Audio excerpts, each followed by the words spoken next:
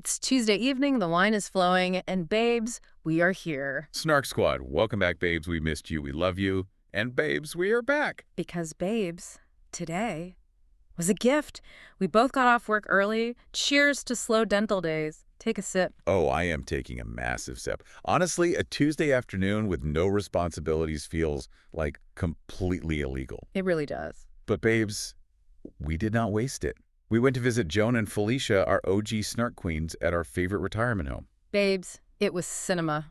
Literally, if you could just bottle the energy of that specific retirement community lounge at 3 in the afternoon. Come on by the power. You could power a major metropolitan city. I am still vibrating from the pure, unadulterated chaos of being in their presence. It's intense. You walk into that place and it immediately smells like eucalyptus, very expensive floral perfume, and just the sheer unfiltered judgment of women who have seen everything. And care about absolutely none of it. Exactly. And yes, we brought the spiked Brazilian lemonade, obviously. And let me tell you, I did not measure the vodka. I poured with my heart. You poured with malice is what you did. I mean, it was a hazardous substance. It was strong. And Joan, she handled it like a seasoned sailor. She didn't even blink.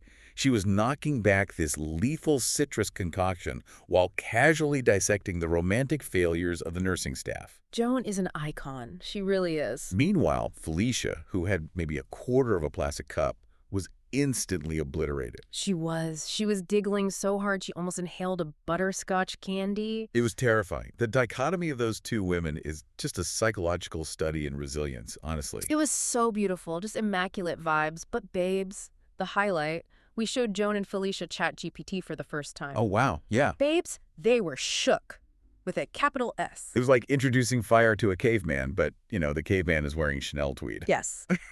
Joan squinted at the screen, leaned entirely too close, and started shouting at my phone as if it were a rural employee at a deli counter. She was so aggressive with it. She demanded a highly specific 1970s casserole recipe.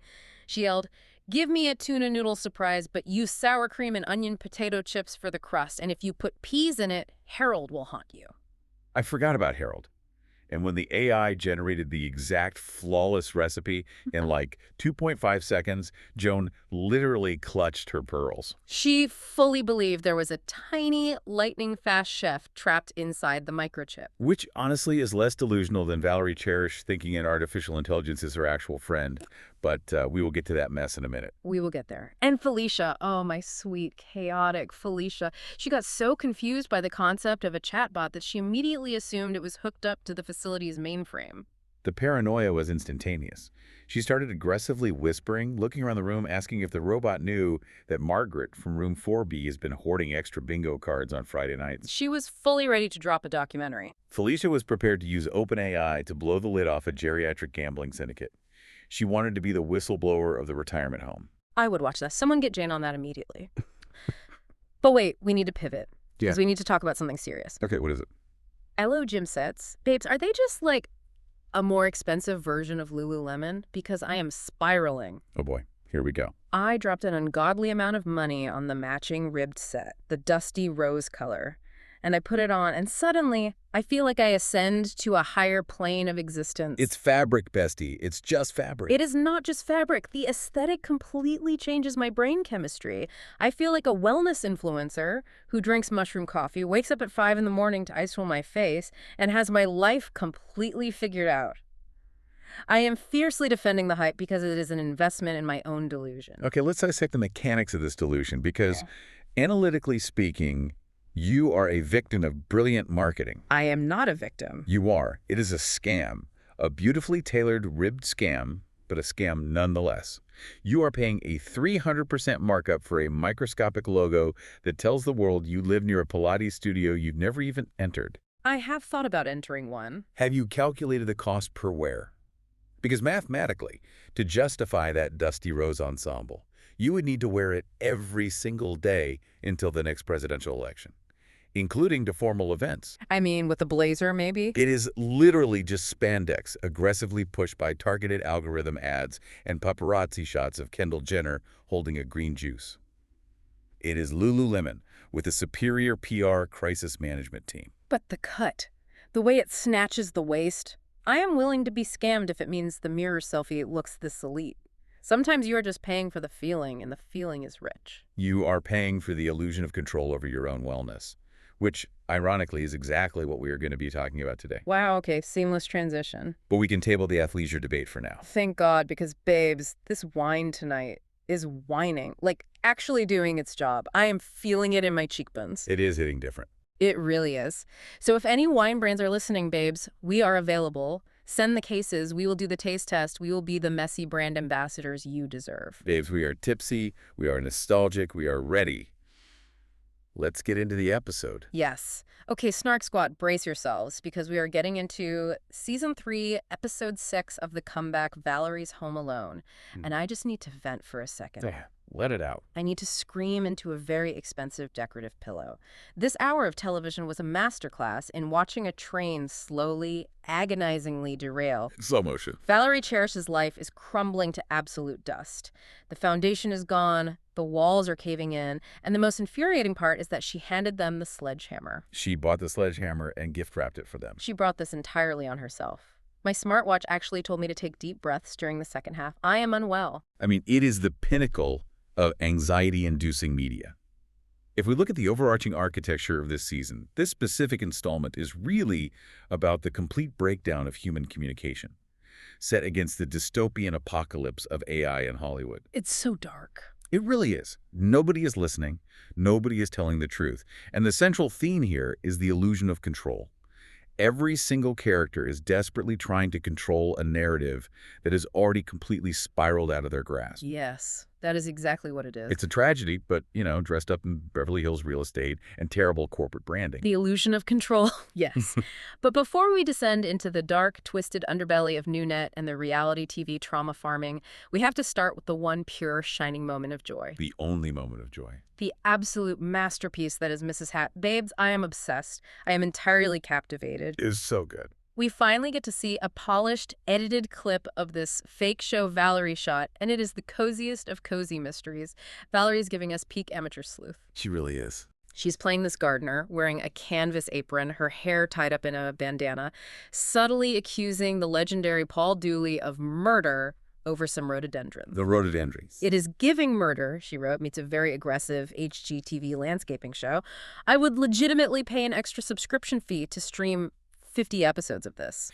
It was a stroke of absolute brilliance by the writers to show us this clip right now. Because analytically, what does Mrs. Hat actually represent? Comfort. Exactly. It represents Valerie's true comfort zone. It's a controlled ecosystem. She understands the tropes. She understands the lighting. She understands the character. And she's actually good at it. Right. She created this with a showrunner she respected, doing actual, tangible human acting.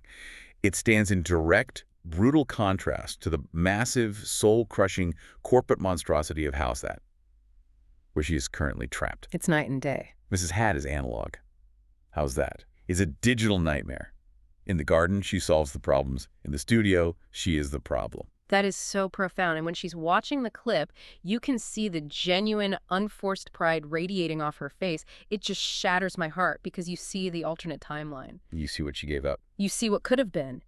If she had just trusted her talent, stayed in her lane, and tended her fake TV gardens while solving suburban homicides, she wouldn't be standing on the precipice of ruin. But the ego, babes.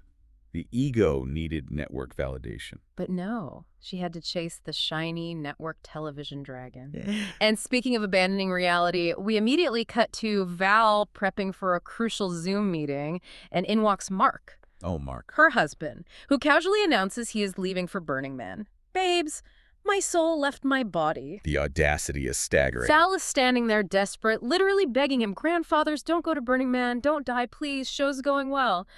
I felt so deeply bad for her trying to keep the facade together while her partner is packing goggles for a desert rave. We really need to unpack Mark's behavior here, because packing up to go to Burning Man to do psychedelics and get covered in alkaline dust in the Nevada desert is not just a red flag. It's a neon sign. It is a siren. It is the most egregious textbook manifestation of a midlife crisis I've ever witnessed on screen.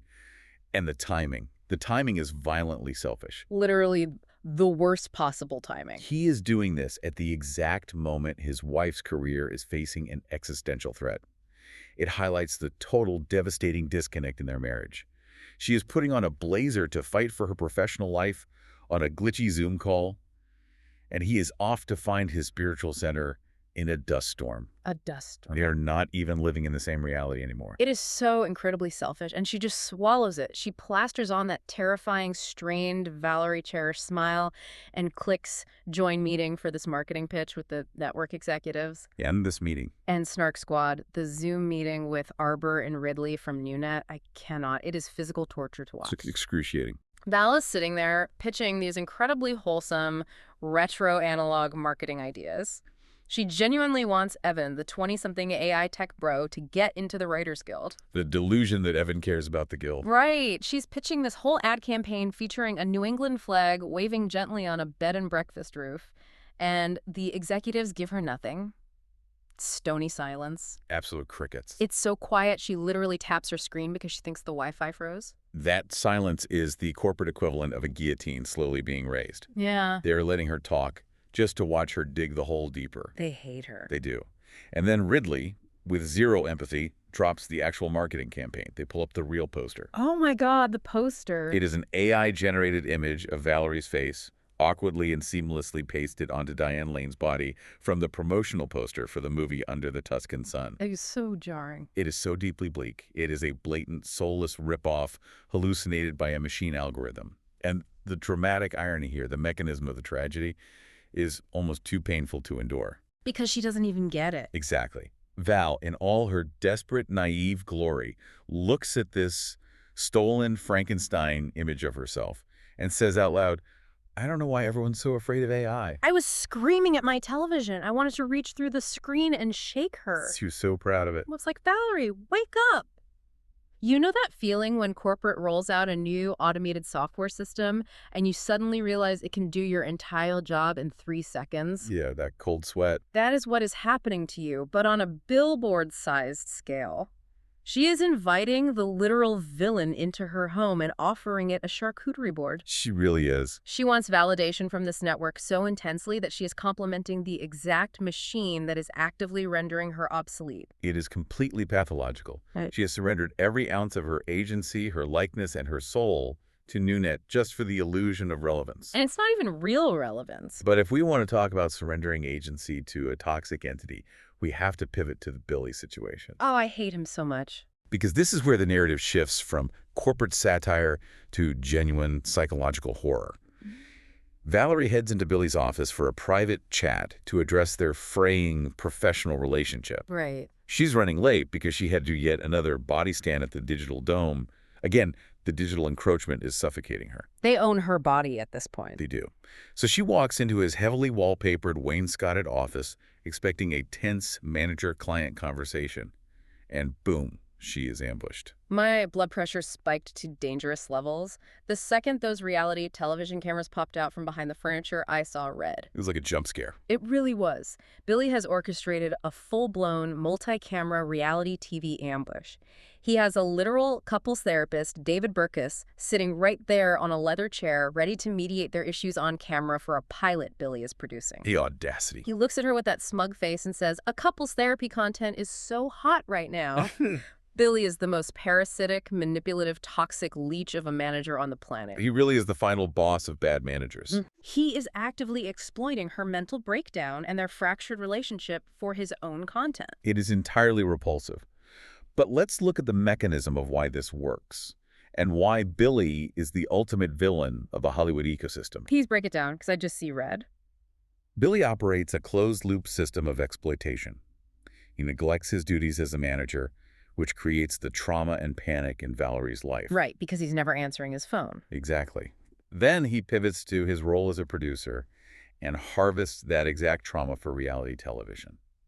He is farming his own client. Oh my God, farming his own client. That's so dark. He guilt-trips her by weaponizing her past. He says, you do everything in front of the camera, but suddenly you won't do it when it benefits my mental health or my career. Manipulative trash. He is using a precedent she set on the comeback to trap her.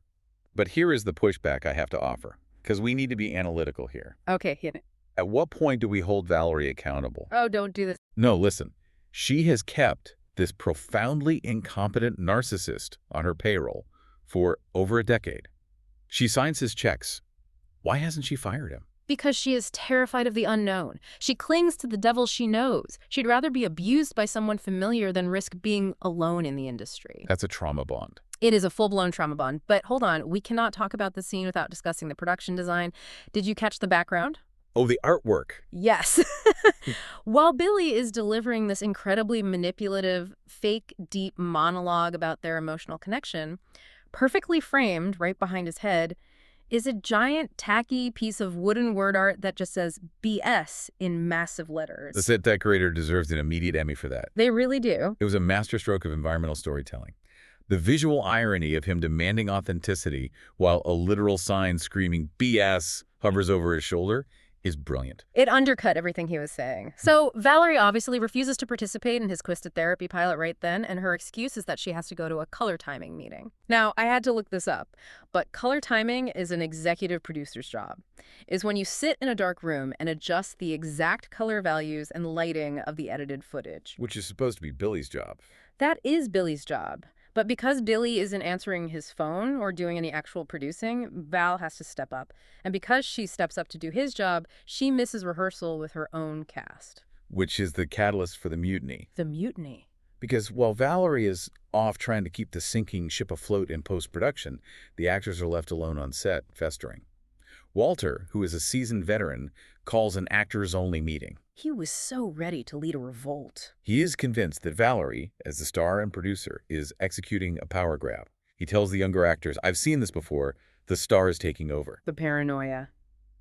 So Valerie walks into this hostile environment, desperate to do damage control. And because she has absolute zero filter when she panics, she accidentally blurts out, there's another AI show. It is the ultimate unforced error. The woman cannot hold water. She accidentally outs the biggest, most highly classified corporate secret in Hollywood just because she got flustered. She folded immediately. But babes, the pivot that happens next is what truly made me gasp. The cast of How's That suddenly realizes that for weeks, they have been reciting dialogue generated by an artificial intelligence. Not humans, a machine. Yep. You would expect them to be outraged, right? To strike in solidarity with human creativity. To be terrified for the future of art. I would think so. No. After about 10 seconds of being annoyed that they were left out of the loop, they immediately start celebrating. It completely exposes the toxic labor dynamics on a Hollywood set. Let's break down the reality of this. Please. On a functioning television set, the writers are the only people who have the authority to tell an actor no. They give the notes, they control the narrative, they dictate the performance. Right. Actors, inherently, feel vulnerable and often deeply resent that authority. So when they find out there are no writers, it isn't a dystopia to them. It is liberation. That is so twisted. One of the actors literally says, that's probably why it's been so fun here. It turns out there are no writers. It's just us. The ego. They immediately start tearing down the concept of human writers, calling them dicks and bitter people. The sheer actorly narcissism of it all. They would rather take direction from a soulless server farm in Silicon Valley than deal with a human being who might ask them to try a different inflection. Exactly. And then Valerie, wanting so desperately to bond with the cool kids, drops the darkest joke of the entire series. She gets swept up in the writer bashing, and she casually drops, I dated a writer once, and long story short, me too. It is a breathtakingly bleak piece of dialogue. I was stunned. I had to rewind it. It works because it perfectly skewers how the industry will co-opt language meant for real trauma and weaponize it for petty interdepartmental grievances. It felt so wrong to laugh, but it was just so wildly out of pocket. The actors are so historically frustrated by the power dynamics with the Writers Guild that they view the total automation of art as a win, simply because it removes their workplace rivals. It's a blistering critique of vanity superseding solidarity. It is so dark. And speaking of dark, we have to talk about Jane. Jane, the literal only sane person in this entire universe. My heart aches for her. Jane is the tragic hero here. We find out in this episode that Jane actually quit her job at Trader Joe's. She threw away her steady paycheck. She threw away her union health insurance. Over a documentary? And her girlfriend, Perry, played by the incredibly iconic Clea Duvall, by the way, shows up on the lot to confront her. Perry is the voice of the audience in that moment. She looks at Jane and says, you're making very unhealthy life decisions. She was spitting facts. And she's entirely correct. Jane is operating as a rogue agent. She has refused to sign the NewNet non-disclosure agreement. She hasn't cashed a single check from the network. Which is wild. She is funding her own documentary to expose the AI infiltration, completely outside the corporate boundary. And when Billy, in his capacity as the corporate enforcer, finds out she hasn't signed the NDA, his reaction is swift, brutal, and entirely legal. He escalates it immediately. He shows up at Valerie's dressing room with literal studio security guards and has Jane physically escorted off the lot. It was so hard to watch. Jane is screaming at the top of her lungs as they drag her away, yelling that the public has a right to know that AI is coming for everyone's jobs, that it's a threat to humanity's soul. And I'm just sitting on my couch, clutching my wine glass, yelling, "Justice for Jane, she is trying to save you all." Jane is suffering from the Cassandra complex. She is cursed to see the absolute truth of the future and cursed to have everyone around her ignore it until it's too late. Wait, the Cassandra complex? I love that. But analytically, we must examine Jane's fatal flaw, because she does have one. Don't come for Jane. I have to. Her obsession with documentary truth, with exposing the raw nerve of the situation, constantly ruins her own life. In the first season, her dedication to the reality format allowed the system to chew up Valerie. Okay, that's true. Now, she's trying to fight the system from within, but she's sacrificing her romantic relationship, her financial stability, and her access to health care, all for a documentary about a messy sitcom. It's a lot. It's incredibly noble, but it is deeply, fundamentally self-destructive. It is so tragic because now Valerie is truly isolated. She has lost her only real ally, the only person who wasn't actively lying to her. She is completely alone. But Snark Squad, if you thought that was intense, we haven't even touched the most uncomfortable, unhinged interaction of the episode. We have to talk about Tommy. Oh, Tommy. Tommy, the older gentleman they brought in to essentially play the new Mickey on the sitcom. Tommy has a full-blown, catastrophic, generational meltdown. The Tommy sequence is a masterclass in writing complex, deeply uncomfortable workplace dynamics. What we see is Tommy giving these unsolicited, lingering physical shoulder massages to Frank, the young, straight, male romantic lead of the show. It was so creepy. Frank is visibly uncomfortable. His body language is rigid. So Frank goes to Valerie, utilizing her title as executive producer, to file what is essentially an informal HR complaint. So Valerie, who is already juggling 50 crises she has no business managing, tries to delicately pull Tommy aside. She tries to softly tell him to stop touching the actors. And Tommy's reaction is just, wow. Tommy gets incredibly defensive. He completely victimizes himself. He literally says, "I have been rubbing nervous actors' shoulders since WKRP in Cincinnati." As if that's a legal defense. Right. He starts rattling off this list of straight actors from the 80s and 90s, John Stamos, Steven Weber, Mark Lynn Baker, claiming none of them ever minded his massages. He is operating completely within this outdated, pre-HR Hollywood mindset. I call this the grandfather paradox of HR. Tommy believes that because he survived the Wild West of 1980s television sets, an era where the lines between professional conduct and personal intimacy were completely non-existent, his tenure grants him immunity to modern consent laws. It's so gross. The clash between pre-Me Too Hollywood and the modern era of intimacy coordinators is staggering. Tommy views his physical boundary crossing not as harassment, but as a sign of affection. Which is wild. A survival mechanism from a time when gay men in Hollywood had to navigate incredibly complex, often toxic power dynamics to feel safe. When Val tries to explain that it's different times, his brain simply rejects the update. He refuses to adapt. So what does he do? He quits on the spot. He throws a tantrum. He declares that the set has become a job and he's too old for the drama. But he doesn't just pack up a script and leave quietly. Oh no. He had to make a scene. On his way out the door, he walks right past Frank, and he delivers the most unhinged, vitriolic, homophobic exit line I have ever heard on television. He literally yells, "I'm not surprised. It's always the gays that bring you down. The gays hate the gays." It was explosive. Babes, my jaw detached from my skull. The sheer audacity to blame the gay community for his own inability to keep his hands to himself. It was a horrific, deeply offensive thing to say, but analytically, it reveals the profound generational trauma Tommy is carrying. I mean, sure, but still. He feels betrayed.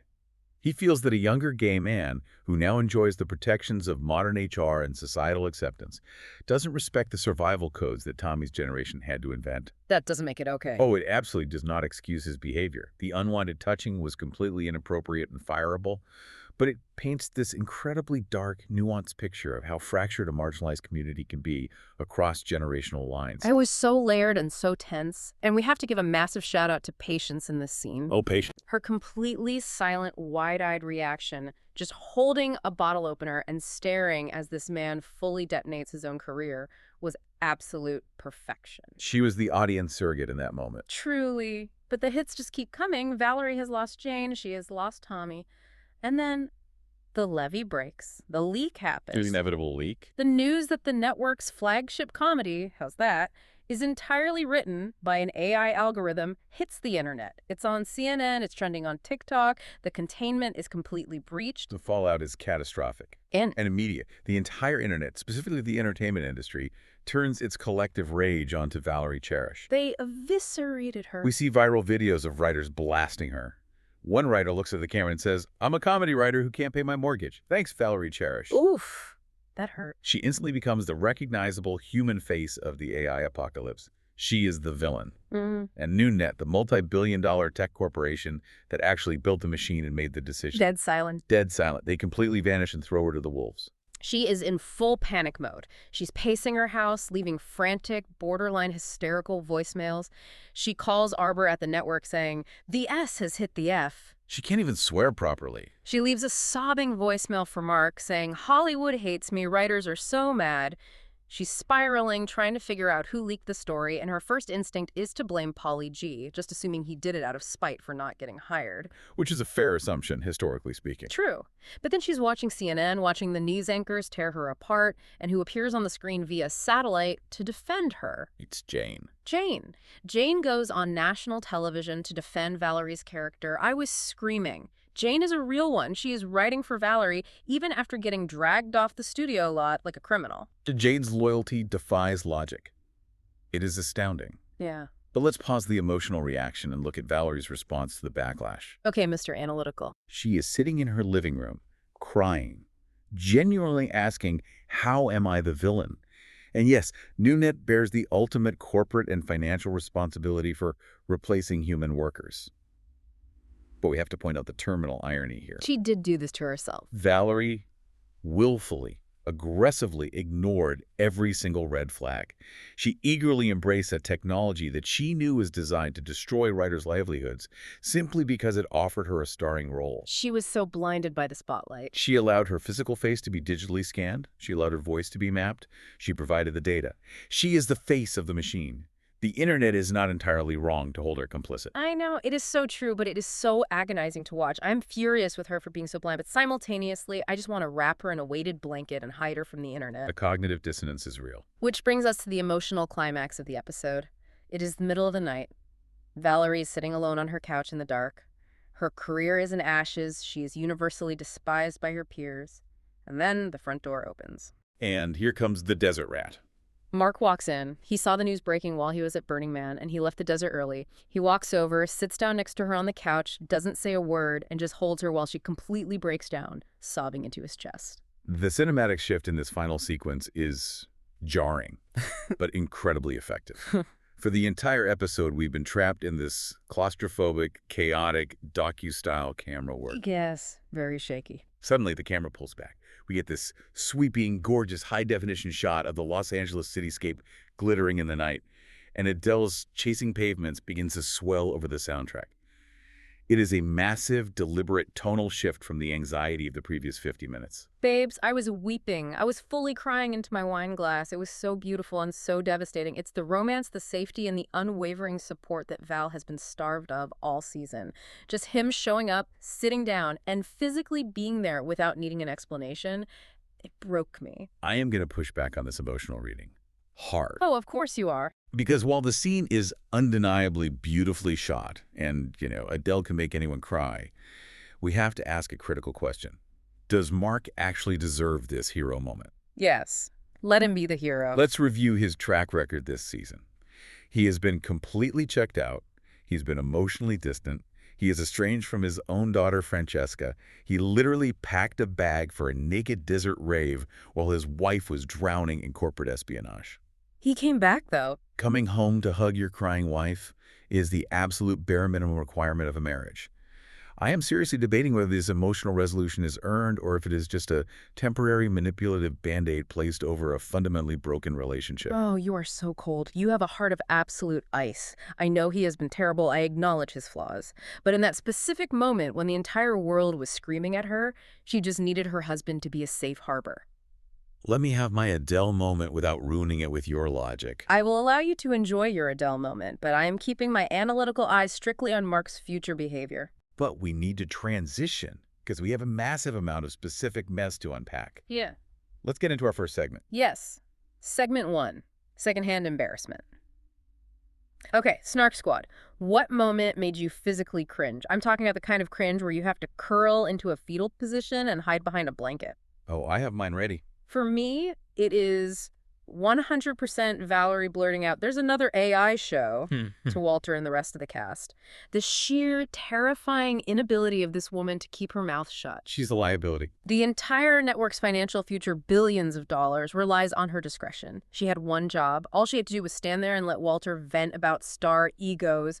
Just nod and agree. That's it. But no, her brain short-circuits under pressure, and she just vomits out the biggest NDA-breaking secret in the history of television. I physically groaned. I wanted the floor to open up and swallow her. That was a spectacular failure of self-preservation. But for me, the peak secondhand embarrassment was rooted in the physical comedy. The water spray gag. Oh, the water spray. Early in the episode, Valerie is filming a scene where her character's line, "There's a leak," is a cue that triggers a fake pipe bursting and spraying her with water. Setting it up perfectly. Later on, she is standing on the actual set, having a frantic real-life conversation about the AI story leaking to the press. She gets frustrated and yells, "There's a leak!" And boom, the special effects team hits the button. It was so violent. She literally gets blasted right in the face with a high-pressure water hose while in full hair, makeup, and wardrobe, holding her smartphone. It is pure, degrading clown behavior. It felt like a callback to the humiliations of season 1, just absolute physical degradation, while her actual life falls apart around her. It was so deeply undignified. I felt so bad laughing, but I couldn't stop. Okay, moving on to segment 2. Too much or not enough? Who is overdoing it and who is barely giving us anything? I will take the too much category. Billy is doing way too much. Way too much. The multi-camera reality therapy ambush. Setting up a literal ring of tripods and a reality TV therapist in his weird wainscoted office just to guilt-trip his own client about not paying enough attention to his emotional needs. It's unhinged. It is psychotic behavior. He is wildly overproducing his own management style. He needs to take a massive step back, check his unread emails, do the actual administrative job of an executive producer, and stop trying to be the Andy Cohen of his own life. Preach. Billy must be stopped at all costs. Okay, for not enough, I have to go with Patience. Oh, completely. What is Patience even doing on this payroll right now? Her only contribution to this entire week of production was casually explaining that she got stung by a bee that was somehow hiding inside her breakfast sandwich. The bee in the sandwich. First of all, let's dissect the logistics of that. How does a live bee get into a breakfast sandwich? Was she eating outside? Did it fly into the Egg McMuffin during the assembly process at the drive-thru? It's highly improbable. And she just stands there, rubbing her swollen lip while Valerie's entire world collapses. She offers no solutions, no comfort, nothing. She's giving us absolutely nothing. The bee in the sandwich is a biological and logistical mystery that I cannot solve. Let's move to segment 3. Reality check needed.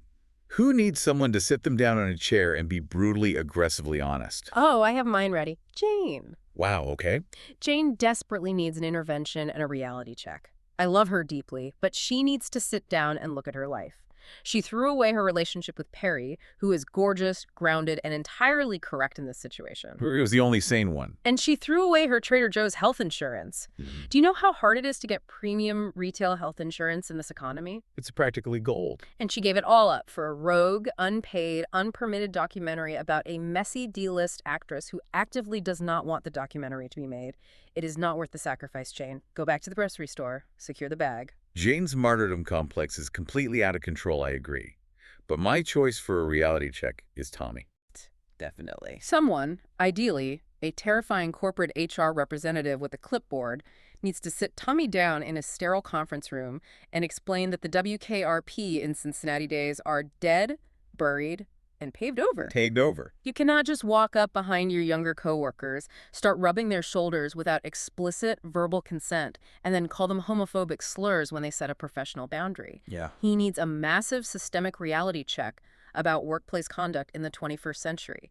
The entitlement to other people's bodies is staggering. The audacity was truly unmatched. I am still recovering from that scene. Okay. Final segment. Segment 4, unintentional comedy.